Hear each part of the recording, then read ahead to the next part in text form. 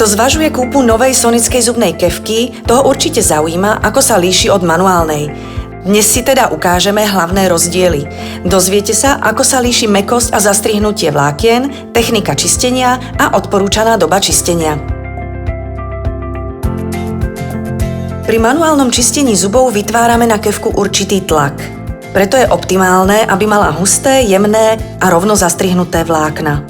Pri sonickej kefke je to úplne naopak. Pri čistení sa na ňu netlačí a zubov sa dotýkajú len končeky vlákien, preto sú rôzne dlhé a pevnejšie. Rozdiel je tiež v správnom úchope. Ten môžeme pri manuálnej kefke prirovnať k ľahko modifikovanému úchopu pera. Sonickú kefku držíme v ruke podobne ako slák. Samotná technika čistenia sa líši v tom, že s manuálnou kefkou vykonávame krúživý pohyb celou rukou a tak postupujeme zo zubu na zub. Správnu techniku čistenia so sonickou kefkou vám podrobne popíšeme v našom ďalšom videu.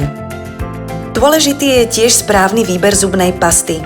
Pri manuálnych i sonických zubných kefkách odporúčame jemné gélové pasty bez drsných mikročiastočiek. Pasty by tiež nemali byť penivé. K vyčisteniu vám postačí iba malé množstvo pasty približne veľkosti hrášku. Aby boli zuby dokonale čisté, je nutné im venovať určitý čas. S klasickou manuálnou kefkou vám čistenie zaberie približne 10 až 15 minút.